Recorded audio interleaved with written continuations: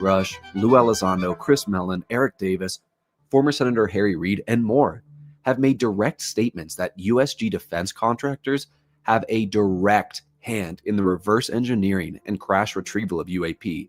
So today, we are going to dive into one such company with real dirty hands on work of UFO material and research, the Battelle Memorial Institute.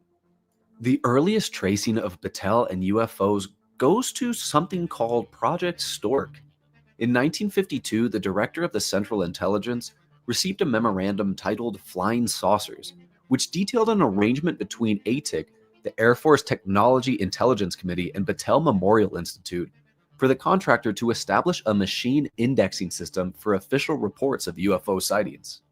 On the 9th of January 1953, Battelle's Dr. Howard C. Cross proposes that the ongoing Project Stork, quote, assist the Air Force in reassuring the public that everything is well under control with respect to the UFO problem. At the time, this memo was classified secret and even calls to attention Captain Edward J. Ruppelt, the project's Sign, Grudge, and Blue Book director. I've talked about him in the history of the stigma, so check that video out if you haven't. If you'll remember from that same video, in 1953, the Robertson panel was conducted to ensure that all national security agencies should strip UFOs of, quote, special status and suggest to the public there is no legitimate evidence of their existence.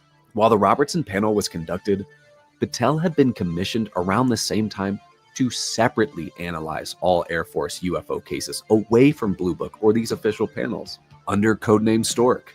This project, parallel to Blue Book, was even mentioned by J. Allen Hynek during his attempted testimony at the Robertson panel. Thanks to the efforts of SUFON, the computer UFO network, I have been able to find all 7 Project Stork status reports. That is another analysis for another day. However, all parts, of course, will be provided in the video description. On the 5th of May, 1955, Battelle and ATIC published a comprehensive analysis of 3,200 UFO sightings, titled Special Report 14. This report concluded that UFO are not aerial aircraft beyond human scientific knowledge, because no physical matter had ever been recorded from any UFO sighting. But if we dig deeper, there is a massive contradiction here from Battelle's claim that no physical matter had ever been recovered.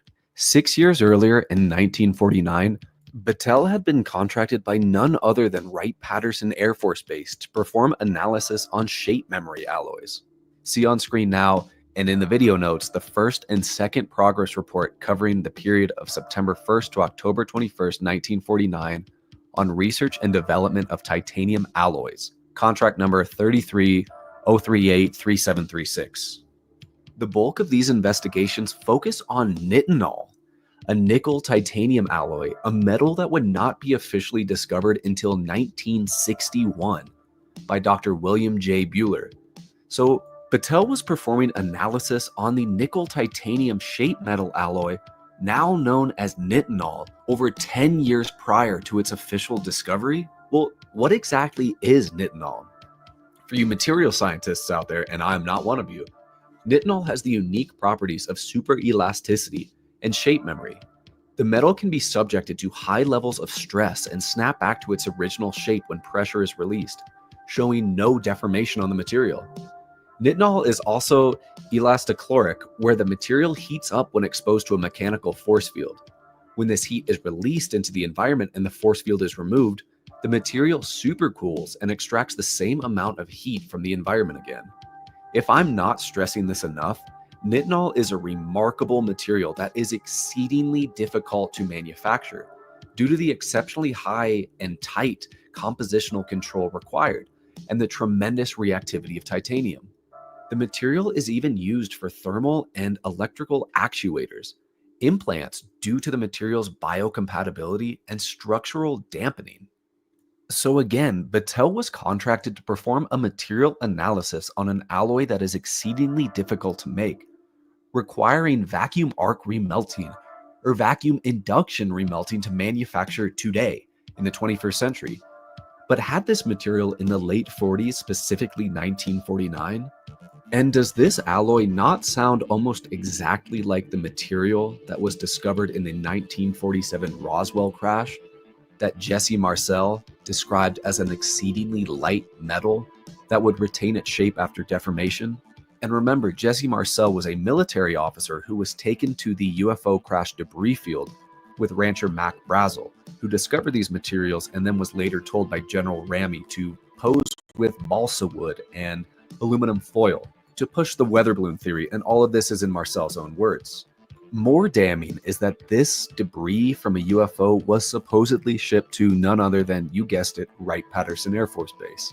So to summarize, I am directly inferring that the 1947 Roswell crash led to the discovery of the material known as nitol, and thus Wright-Patterson Air Force Base and the US Air Force contracted Battelle to perform a material analysis on nitol in 1949, over 10 years before its quote-unquote official discovery in the private sector. But this wouldn't be a UAP Group video without the mention of the Atomic Energy Commission, would it not? Well, this study by Battelle into titanium-based alloys was a research and development project under the Atomic Energy Commission.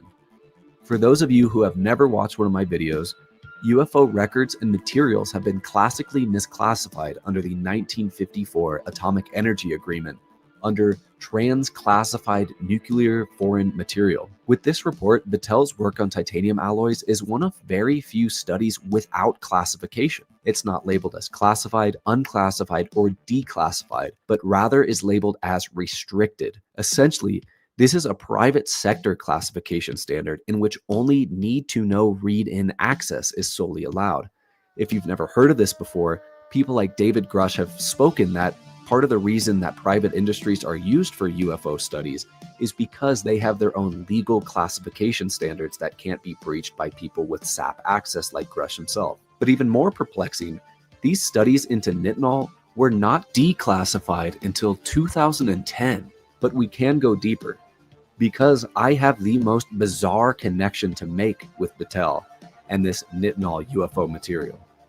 Within Battelle Report 2, we observe an inconspicuous subsection titled, quote, Analytical Methods for Titanium-Based Alloys by one A.C. Eckert and E.J. Center, a senior research chemical engineer who worked for Battelle from 1939 to 1957. Nothing out of the ordinary, right? Center's section of the report deals with titanium purity. Exceptionally pure titanium is needed to make nitol memory metal due to the high reactivity as titanium, as I mentioned above. So keep E.J. Center's name in mind, because let's travel to the summer of 1994 and read into the Ohio UFO Notebook by Dr. Irene Scott and the MUFON, the Mutual UFO Network Board of Directors.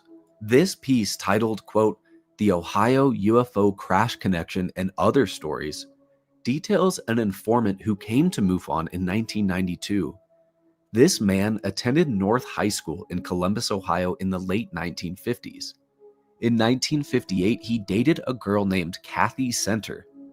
One night while visiting her home, her father, one Elroy John Center, told them while working at Battelle, and remember he left in 1957, he was, quote, responsible for a project which required him to study parts retrieved from a flying saucer. This section of E.J. Center is under one decoding the I-beam of the MUFON report.